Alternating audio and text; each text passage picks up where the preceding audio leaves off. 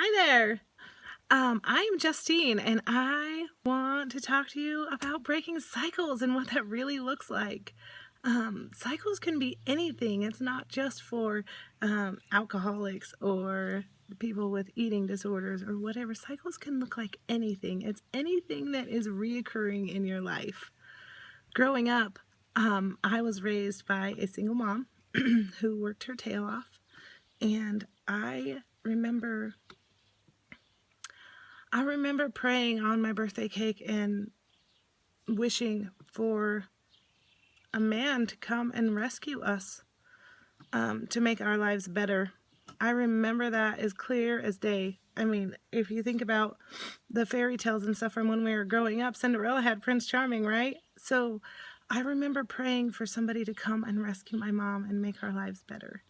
And as an adult, it's crazy how that cycle has continued in my life. My first child was born and his daddy left. And I remember praying and saying, please, let somebody come into my life who will love me. No matter how big I am, no matter how financially upside down I am, let somebody come and love me and rescue me. So then I had my second child, which ended up in a marriage and a divorce. And I remember at that time saying, like, why didn't I get rescued? Why am I not like Cinderella? Why didn't he stay? What's wrong with me? Fast forward to my next relationship, and this is where like it all like started making sense to me. Growing up, my nicknames from my family were Butterball and the Fridge.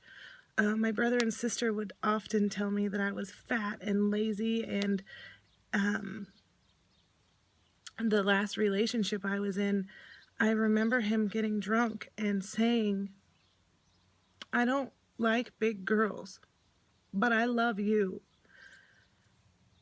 And I was like, wow.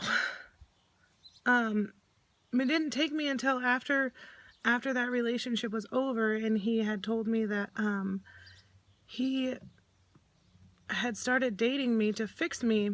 I was more like a project and I was never his forever.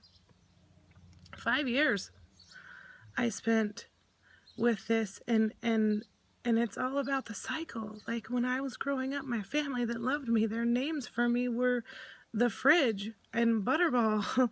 And then this man that I loved didn't like big girls, but he loved me because of my heart, which is how I justified that. And it was all part of my cycle, like, because I felt like I needed that validation and I needed that, and you hear stories about these big extreme things where people are breaking cycles about not drinking anymore, not doing drugs anymore, not being bulimic, or eating disorders, and it's always like something big.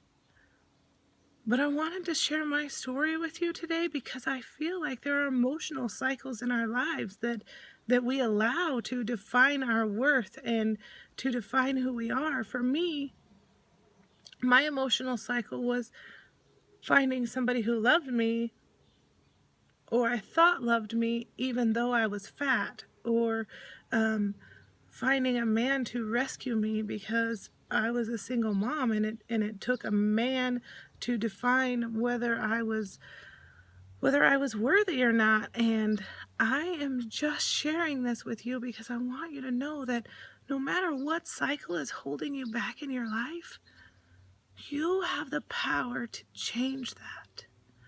You have the power to say, no more. No more am I going to let a man come into my life and tell me that he doesn't like big girls, but he loves me.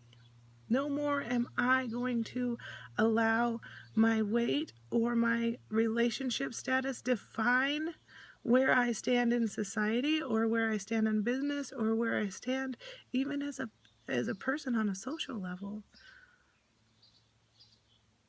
I think that the more people come out and really are honest about breaking through cycles that hold them back in their lives, the more people we can touch and the more people we can give hope to, and the more that can happen, the better we're going to feel and the better they're going to feel. So that is my message, and I hope you all have an amazing day.